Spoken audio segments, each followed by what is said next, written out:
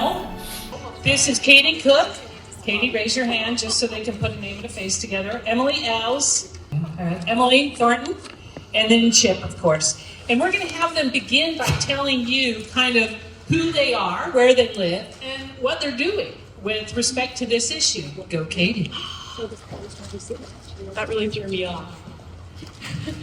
And my daughter was in line of watching and we were both crying. Go look this way. Yeah, there you go.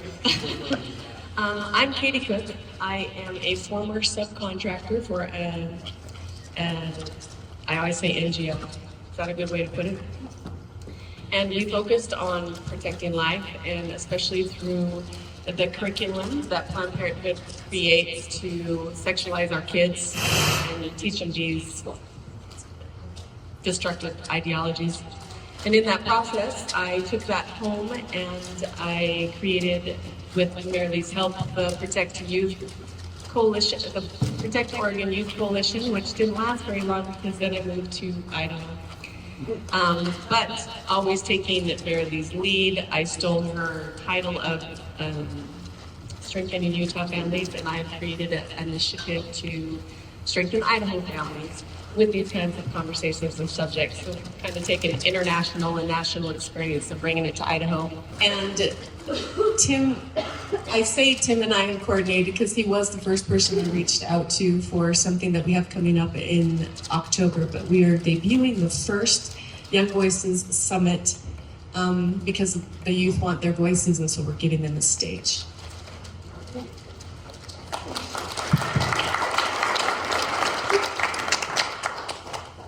Hello, my name is Emily Els.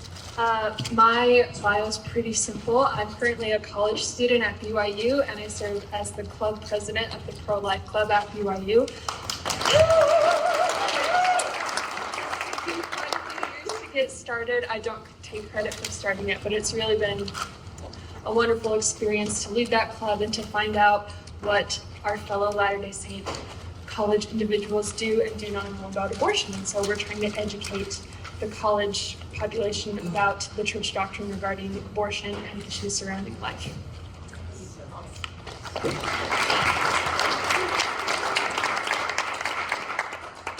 I'm Tim Rarick. Okay, it doesn't sound quite as like go show to tell the repo. My name is Tim Rarick. I'm a professor at BYU Idaho in Marriage and Family Studies. Let's see, I helped, the two main classes I teach, well I teach a few, but is parenting and child and family advocacy. I wrote the child and family advocacy class, teaches students how to promote and protect the family and life and children through social science, philosophy, communications, political science, and a variety of ways of doing that. And thousands of students have taken, I wrote it for online too, so thousands of students have taken it on campus and around the world right now. So that's a pretty heavy task. I've been there 13 years, and that class was like building a ship of workmanship. It's still going. I still don't feel like the sails are up yet. I'm currently writing it right now, rewriting it for Pathway, which will go out to ostensibly tens of thousands of people. Pathway worldwide block. My colleagues and I are working pretty hard on that. Anyhow, on the side, I serve as chairman of the board for the Idaho State Department of Health and Welfare, and I've spoken at the United Nations 20-something times on fatherlessness, on children, on family structure, sexual exploitation, and I've worked with various governments around the world to try to promote those things. So. Wow.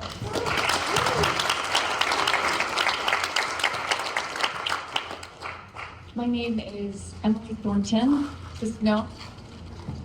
Is that better? Okay, that's better. My name is Emily Thornton. I live in Idaho. I was born and raised in Nova Scotia, Canada.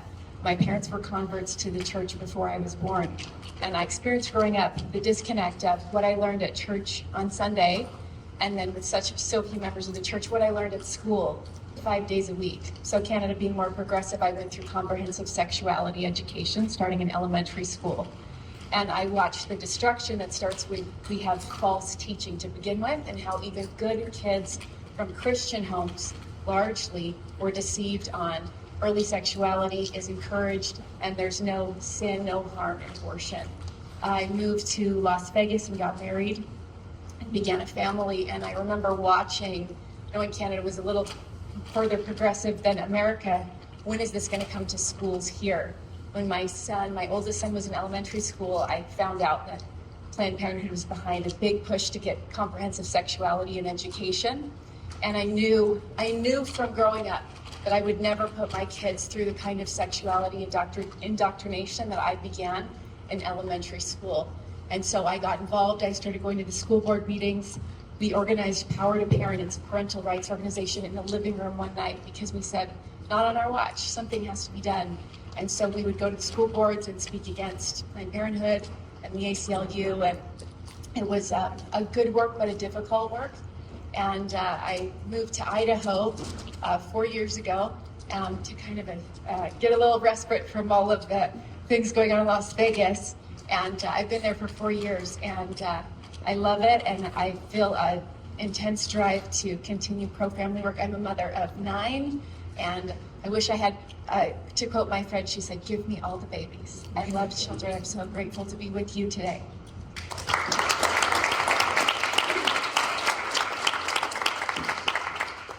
Okay, I'm Chip Whitmer. I'm a computer programmer by trade. Kind of my story regarding pro-life stuff. I've always been pro-life, but I never did anything about it. I was always busy, had other things going on. I worked at a small company in Salt Lake City that was eventually acquired by MasterCard out of New York City. They came in, took over. They were going to tell us small town hicks how to run a company, and they started introducing all of their liberal policies and the woke stuff and all of this stuff. I fought them on quite a few different issues, and sometimes with success, usually not with success. In June, a year and a half ago, my boss was talking with me and he said, "So how is your relationship with MasterCard right now?" And I said, "Well, it's pretty good right now, but there are some things on the horizon that could cause a problem with that." And he said, "Well, like what?" And I said, "Well, for instance, there's this case before the Supreme Court right now. And I know that when the Supreme Court rules that if the Supreme Court overturns Roe versus Wade, I know that MasterCard is going to want to say something about it. And if they do, then I will quit in that moment." So then the Dobbs decision happened like a week later, a week and a half later. The Dobbs decision was on Friday. I was working from home on Monday. I was probably 150 emails behind, so I hadn't read anything. And all of a sudden on Monday afternoon, I went, I wonder if they've responded yet. I wonder if MasterCard has made a decision or has made a declaration. And checked my email, and sure enough, there was the declaration. This is a terrible decision. It hurts our employees. We're going to pay for our employees to travel to other states if they want to, whatever they want to do. And I just hit reply, added my boss and his boss to the message, and just said, "I quit," and some other stuff. And there it is. So.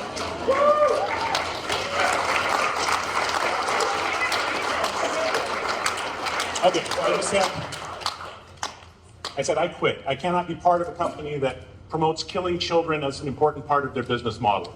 We'll pay you to kill your child today so we don't have to pay for parental leave later. You can come pick up the laptop and phone whenever." And then I closed it, never opened my laptop again. It was several.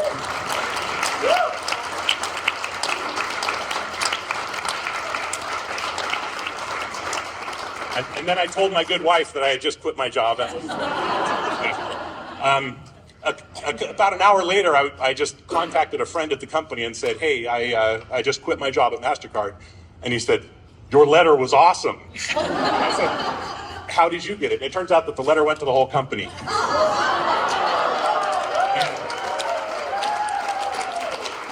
And he also told me that, well, over time, they told me that over the next couple of days, they had to bring in psychologists to counsel with the employees that were left behind because of the damage that had done. Of course, I mean, they're upset about what I said, not about what they were doing, of course.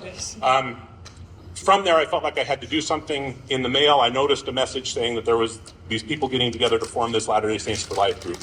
And so I went to that first meeting. I'm not a founder. It wasn't my idea. I just was there to see what was going on. I met Suzanne. Suzanne said, "Well, if you don't have a job, you could come drive our mobile clinic." And so I did. I signed up. I started driving the clinic. And so every Tuesday morning, I'm out in front of Planned Parenthood, driving the clinic and doing all of that. It's a wonderful, rewarding work.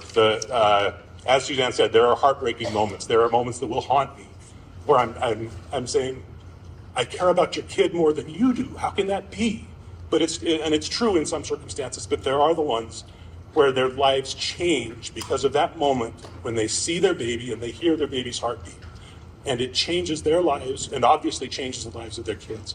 And so since then, I've just been involved wherever I can. And that's my story. So.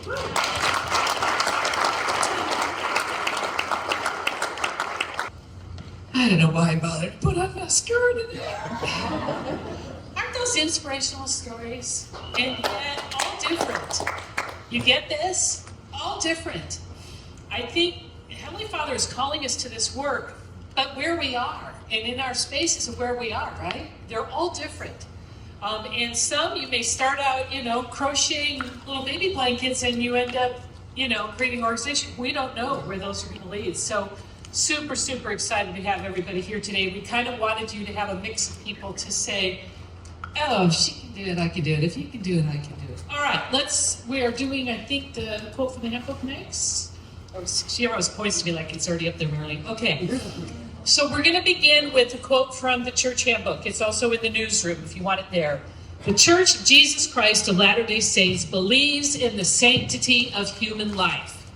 As states work to enact laws related to abortion, church members may appropriately choose to participate in efforts to protect life and to preserve religious liberty. That's why you're here today. I remember when I had my first meeting with the area presidency, and one of the counselors said at the end, all my life I have voted pro-life. And I have realized after listening to you that that wasn't nearly enough. He said, I've got to actually do something. And did you hear Emily issue my favorite words? Get involved. I decided to get involved. That's what we're trying to do today. So let's begin by a lovely question. What responsibility do you feel as a member of the church in this area with this issue? I know I skipped down to that one. The Spirit's calling me to ask that one first. Work with me here. I just felt like asking that one first. What do we feel our responsibility is as members of the church? Now, I will give us a backdrop to this. Recently, I posted asking for members or for people, LDS people in West Virginia, Delaware, where we're trying to get people, right? And this woman very, I don't know what the appropriate term is, caustically responded and said, I take my lead from the church leaders on this one, and I will wait until I am directed to do something.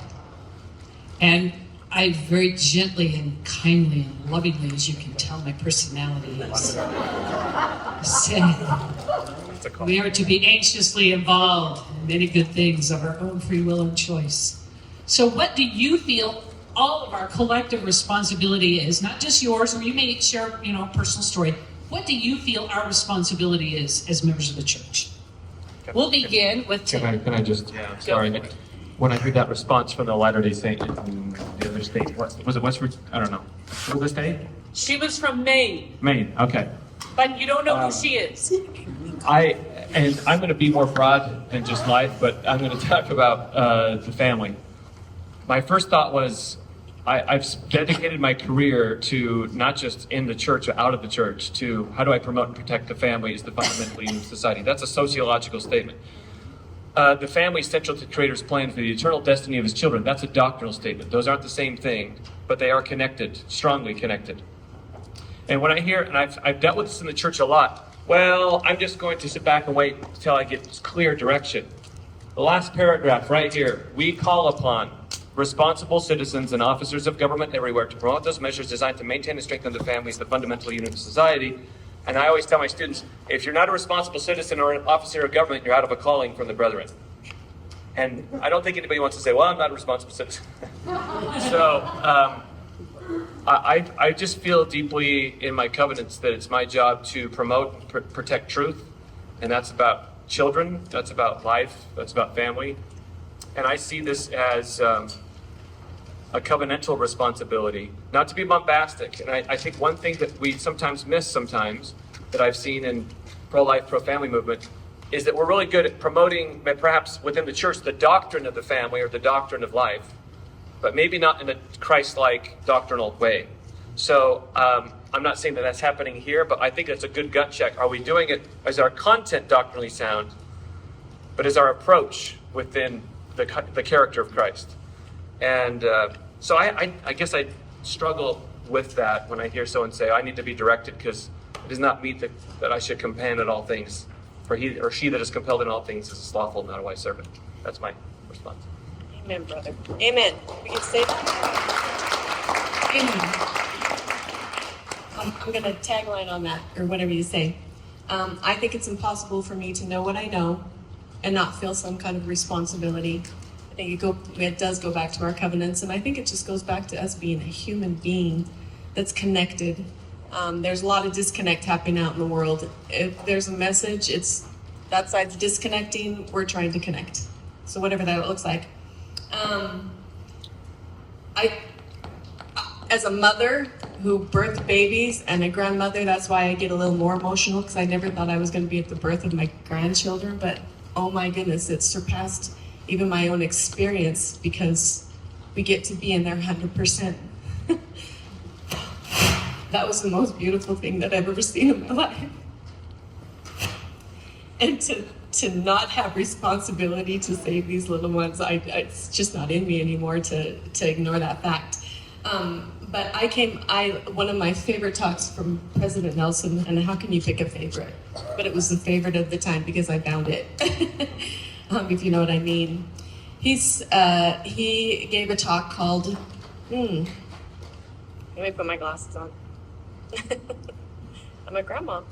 Grandma, I'm proud of it. I don't have the title of the talk. Oh my goodness. Yes. He says, yes, you will. Your physical body is a magnificent creation of God. Say it. Respect for life. Respect for life. See these women? He specifically says, and I want you to listen closely as President Nelson would say, listen, your spirit, by being housed in your body, is able to develop and express attributes in ways that are vital to your eternal progression. Development of the spirit is of eternal consequence. The attributes by which we shall be judged one day are those of the spirit. This includes virtue, integrity, compassion, love, and more. And it needs to have a body to accomplish this. And that really, there's no other way to answer this question than with quotes like this. I think I'd just say that we have to become comfortable talking about these things in a church setting. We've allowed too much of us just to be silenced because we don't want to, in some way, be the source of contention or something like that. But this isn't contention. Again, this is doctrine. We can do it in a non-political way, and I think that's important. We don't have to I don't have to convert somebody to my political party or to my political candidates or to my political point of view. But on this issue, the Lord has spoken through his prophets, through the scripture, through the Spirit. And we need to be comfortable just talking about it in a confident way. And if people want to contest that, I just point them to the doctrinal library and say, there are your sources, go ahead and read them. And then we can talk from that perspective. But we have to be able to talk. We have to be willing to bring these things up and to state them simply that it is the doctrine of the church, because it is very critical. I would add, I remember when I was living in Nevada and had gotten involved with Prop 8 in California to protect the marriage between a man and a woman, and felt very compelled to get involved and was making phone calls from Nevada to California voters and reached out to my bishop and I said, we need to talk about this because this is coming here. And it was always controversial. One Sunday, members were asked to go to Sacrament and then go knock doors afterwards, and this was, what are we doing here? This is different. And I remember standing in Gospel Doctrine and making an announcement about asking for help. And I remember the releases by the exciting president was so upset with me. She stood up and walked out of the room and was just, we have to shut this woman down. And I remember feeling, have I done something wrong? But I knew. You know, the parable of the 10 virgins is for a reason. I don't want to be told, I know you not. And so when we remember which way we face, that we are here in the last days, and church membership does not mean that Christ knows us because we came like him. It's our entrance in, and then it's our life's work to become like him. And I've learned, and I'm still trying to work on, having courage in spite of opposition and knowing within yourself that this is the work we're called to do. It's covenant work. It's our baptismal covenants. It's our temple covenants. And when we stand with him, we can know of a surety that we're doing his work. He offended people too, but we speak the truth in love.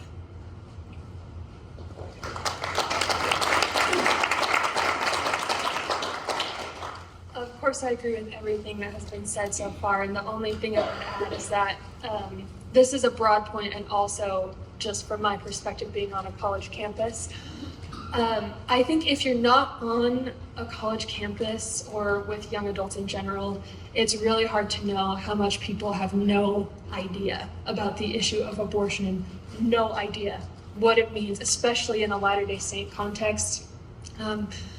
We had an activity with our club where we asked young adults to put their thoughts about abortion on a board, like on a sticky note. And it was extremely shocking, the number of people, especially young women, but also young men, who were like, our church supports agency, or I believe in choice, or I don't believe in controlling others, options. And this reminds me of Jessica's story, although Jessica's story turned out awesome because she is awesome, but so many of the young adults in the church have never heard any discussion about abortion or life or what it means. And so the first thing they hear from social media or from their peers is, oh, it's about choice, it's about this, that, and the other. And it is our responsibility to make sure that everybody, especially young adults and youth, know what abortion is and what it means and the doctrine surrounding it.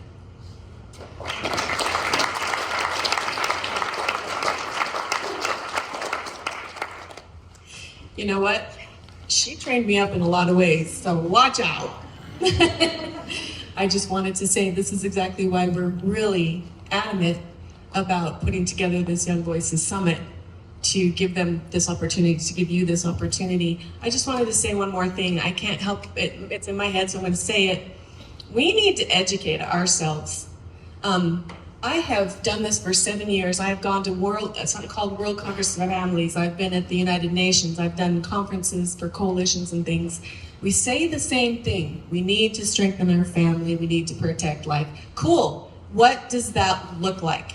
This library that the Latter-day Saints for Life has put together is probably the most important thing we can actually do today to educate ourselves so that we can articulate these things, so that we can say, what does that look like? What does it look like? And we have that word toolbox available. We need to educate ourselves, because if I come across enough of that, there's not enough articulation. Yeah. And I'm just going to add a little second witness. I remember when the proclamation on the family was read, and it came to the part, we call upon responsible citizens and officers of the government everywhere. I had a thrill from head to toe. And the Lord called me to this work. And I went, really? Okay, here we go. So I hope you feel that today. We are all responsible citizens. You're here because of that. You have felt that throne. You have felt the call of the Spirit, or you wouldn't be here, other than perhaps a few we had their moms drag them, but that's okay. That's good. I'm proud of you. Do we have a responsibility as members of the church in this area? I will add two things. One, you saw it in the video, and I repeat this every time I speak on this topic. I want to be able to look, I'm going to get bad, at my children and my grandchildren and say, I knew that this incredible evil, 73 million a year, a third of the pregnancies are ended this way. And I actually did something about it. And I hope that you will feel that today, that you will choose to do something and feel this responsibility very keenly. The other thing I want to add is this. If Christ cannot count on us to protect our brothers and sisters wanting to come to the earth, who can he count on? Who can he count on? If he can't count on us, who can he count on? So I hope that each of us will feel this responsibility very keenly, and that you are praying all day, asking the Lord, what am I to do about this? Okay, we'll go on to our second question. It's the second. Here we go. How can we spread the pro-life doctrine viewpoint in our circles of influence? Now, I want you to include family, church, and community. Okay, this isn't just these circles, it's also the other circles as well. So how can we spread that doctrine of how we believe? How can we spread it in these various circles? Emily, we're going to begin with you. Well, two Emilys. Emily. Yeah, so this, once again, biased from my perspective as a young adult at BYU. I feel like the key point of this question is how do we spread the pro-life doctrine? It's not really, well, let me rephrase that. It's great if we're talking about being pro-life and abortion, even about policies or candidates or political things that we support surrounding this issue. But what really is going to help people is knowing the doctrine behind it, because we've talked so much about like church and politics and are they in, tension with one another, and that's kind of a secondary issue. The first issue is the doctrine. And for our very first club activity in my club, all we did was we read the handbook section about abortion, and that was it. And that's every time we set up a booth, every time we have new club members join us, that's always what we talk about, because, people just don't know it. And maybe they just don't think to know it, or they don't want to know it, or they're afraid of knowing it. But regardless of what the reason is, knowing the doctrine yourself and then telling it to other people is the way that we're going to have actual change in policy and in people's hearts and how they feel about it. Because just as all of us were saying earlier, it's about a Christ-like response to people who don't know or who even have adversarial opinions about it. You have to have the Christ-like love and the doctrine of Christ with you in order to talk about this issue.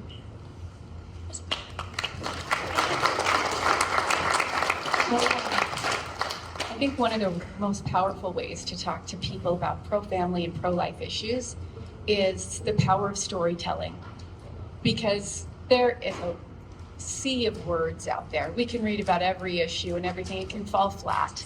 And I love the term history being his story. All of history points to where is Christ in this. And a friend of mine and I were touring an LDS private school yesterday, and in every classroom, they have the timeline of the history of the world on the wall, from the creation, Adam and Eve, Enoch, Esther, all the way down to your place in time, and then the second coming in the millennium.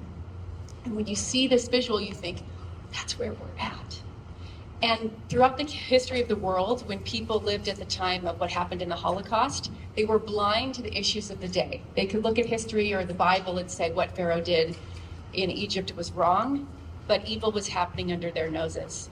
And so I think an understanding of true history and where we lie. And to me, when I talk to people, I will say things like, have you ever heard of Dietrich Bonhoeffer, who stood up in Nazi Germany, who said, silence in the face of evil is itself evil.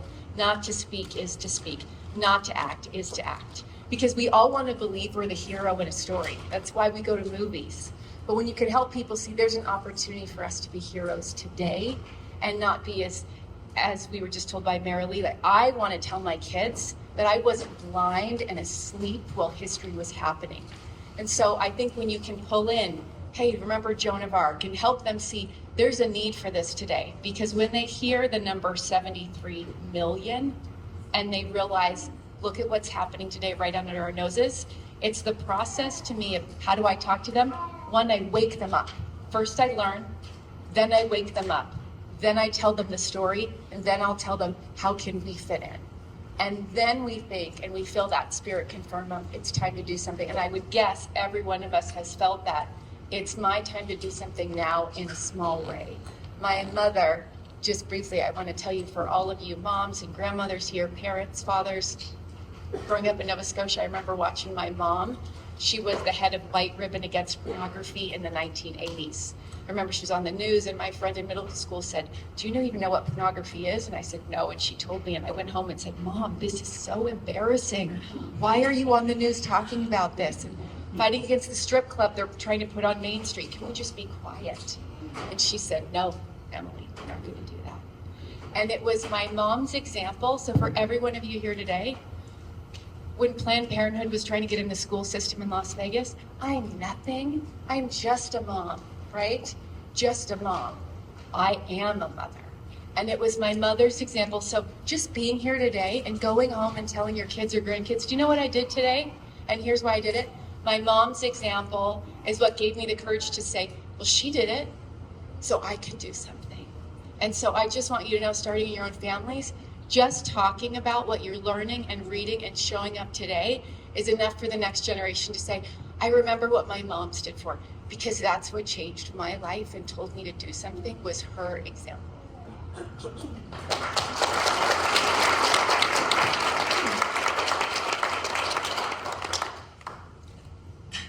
I'm gonna be yes, that's awesome. I'm an amen woman. I'm gonna go back to my experience in 2008-ish. My older daughter was a junior, and she came home crying. I was a music advocate. I was trying to get music in schools. I had no idea that they were taking music out and trying to put all this sex stuff in. She came home crying because she didn't know what to do, because she had a special guest come in and it happened to be Planned Parenthood. I didn't know any of this stuff. And the problem is I taught her to respect her elders, respect her teachers. So she didn't know what to do when she knew she was in a situation. And so, like I said, I got very involved, and I went to World Congress of Families and conferences and It took full circle. Full circle, it comes back to our family. So my answer to this question is, teach your children. What I wouldn't do to go back when she was in high school, or even grade school or middle school, and teach her to go ahead and stand up and walk out and call mom. Or, these are the resources I'm coming up with these, just look like, what are those permission slips? Oh my goodness. Opt in, opt out. Opt out, thank you. That's why I have my notes. I'm proud to be grandma. That it's in the office. It's in there. So teach your children. I think the most important thing, there's a lot we can do, but I'm going to stick to the teach your children. We went on a mission, or my youngest daughter served in Georgia. We went back and visited, and she was introducing us to a couple that just got baptized with a baby. And I have to tell this story. But we went to the park because it was beautiful weather. And this little boy that was on the playground walked up to the baby and said, "What a beautiful baby. What a precious baby." And he was like 6 years old.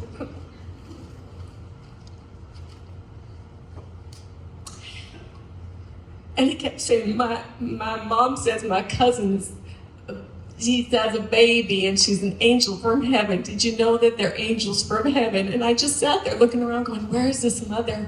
This is the answer. Where is this mother? Look at the influence of this little 6-year-old. So always teach first, and which leads me back to the doctrinal library. I think one of the challenges that people should walk away from today is to decide once a day or once a week to read something from the doctrinal library so that you can be armed with this articulate wording and what we need. Kind of went off there. Off my soapbox, you want to turn? Tim. Yeah, I'll piggyback on some of this. So, I'm trying to figure out how to start this. I think when we're trying to this question, spreading it, I think of Joseph Smith. He didn't know which church to join. In fact, he went to pray to know which church to join, so he's praying in faith, because faith is the principle of action and power in all intelligent beings. He actually said that later in his ministry while he was a prophet. But he didn't want to just know which one was true. He wanted to know which one to join. So he wanted to act.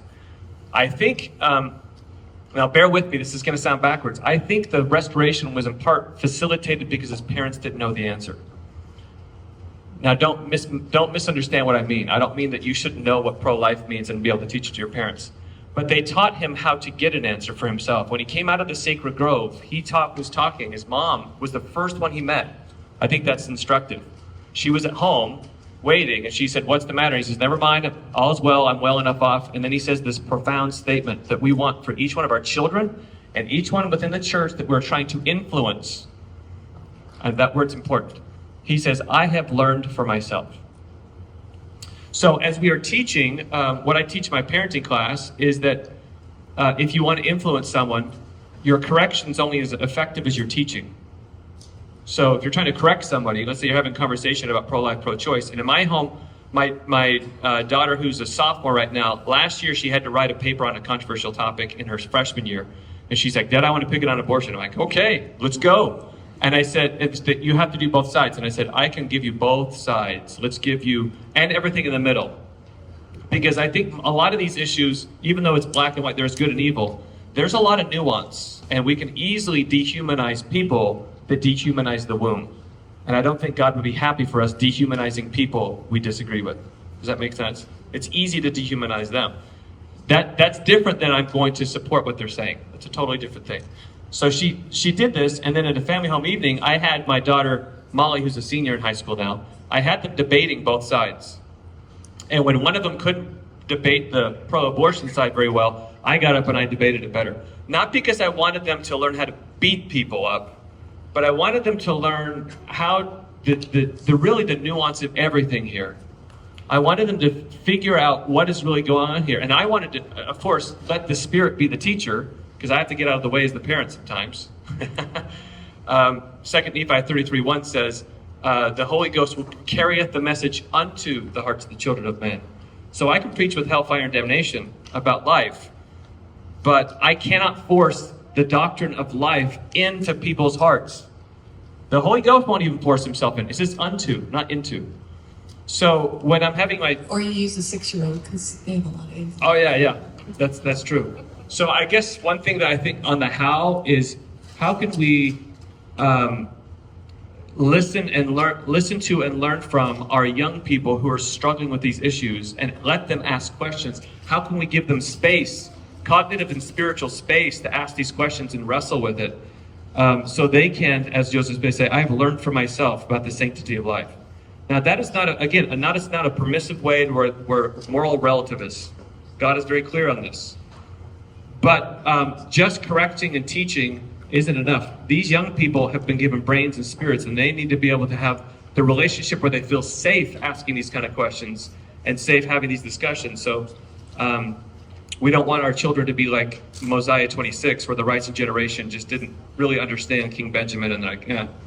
So as parents, as teachers, as leaders, we should seek words for influence rather than coercion. And I believe the Lord's given us a pattern in that.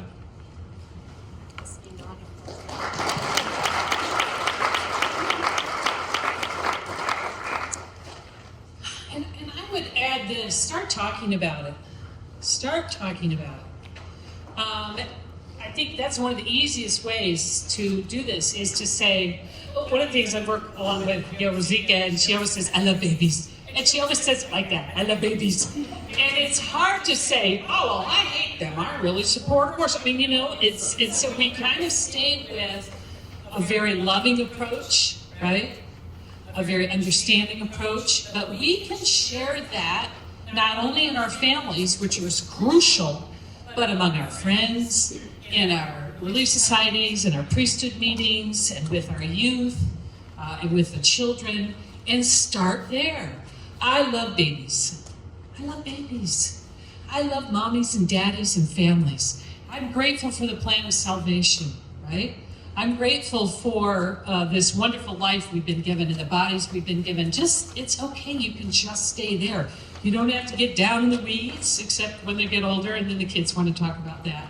But if we begin to talk about this more openly, and people go, oh, we can't talk about that, that's political, you now know the answer. You're right. I'm talking about the doctrine. and I just reaffirm the sanctity of life and its importance in God's eternal plan. And so one of the things that we would invite you to do to spread this is to share your belief in your testimony meetings. In our testimony meetings, we can bear our testimony, and I did in January, and several people have written that they did, of just saying, I love the plan of salvation. I love the proclamation of the family. I love babies, and I am so grateful that we know that our unborn or preborn brothers and sisters are coming to the earth. You can just stay there, and that message will ring true. But our youth need to hear this because they are not. People are too afraid to talk about it in their families. They're too afraid to even talk about it with their friends or at church or in the community. And so we would encourage you to take from these wonderful examples. You know, one of the questions I want to ask, but we're out of time, and I want you to ask them personally. How do you handle it? How do you handle the pushback in doing this kind of stuff? Right? You all want to know, don't you? How do you handle the fatigue of trying so hard? How do you handle your own family members cutting you off and saying, I'm not going to talk to you anymore because of your beliefs? Let's talk about that too, on how we handle that. And come, these are experts. They're in the front lines. Come and ask them, how do you deal with that in a way that you keep the strength of the Lord with you, that you keep the strength of the doctrine with you, that you keep the passion and your faith strong and burning bright and alive. Let's talk about those things as well. Suzanne, are you going to come up? Okay, this is so exciting. We're going to be doing the service project. And first of all, thank you to everybody who donated. Oh my gosh, we started out with like, well, we're really going to try to do 100, and then it's grown to 400. It's kind of mind-boggling. You guys are awesome. It's going to be so cool.